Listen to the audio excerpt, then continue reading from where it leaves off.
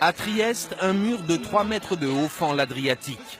Sur la plage du Pedočin, les hommes se baignent à droite, les femmes à gauche. Seuls les enfants de moins de 12 ans ont accès aux deux côtés.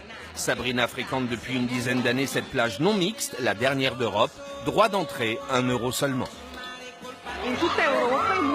Les murs sont tombés partout en Europe, sauf celui du Pedočin qui tient bon.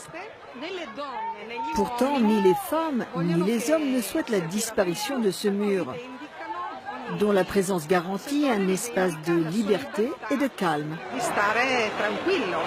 La plage a été créée à l'époque des Habsbourg, lorsque Trieste faisait encore partie de l'Empire austro-hongrois. Le Pedočin était la première plage publique de la ville. Elle est à Trieste, ce que la Tour Eiffel est à Paris. Il y a beaucoup de personnes âgées qui viennent sur cette plage. Je crois qu'elles se sentent beaucoup plus libres ici que sur d'autres plages. Aussi parce que beaucoup de gens estiment qu'exposer un corps d'un certain âge ne constitue pas forcément une vision agréable. Nous vivons à une époque où l'on célèbre le culte du corps. Et cette plage apporte une certaine liberté.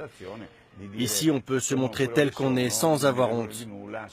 On côtoie des personnes avec les mêmes atouts et les mêmes faiblesses physiques.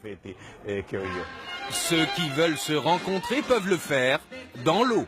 Seule une corde sépare les femmes des hommes. Pourtant, même dans l'eau, les baigneurs préfèrent rester séparés. Nos maris sont tous morts. Nous sommes toutes veuves. Une colonie de veuves joyeuses. On est content que les femmes soient de l'autre côté. J'ai passé toute ma vie avec elles, ça suffit. Ici, on est libre de parler de tout. Les hommes font d'ailleurs la même chose de l'autre côté. Le Pedočin reflète aussi la réalité sociale de cette ville en pleine mutation. Il y a des filles musulmanes qui viennent ici vêtues de longues robes et de foulards.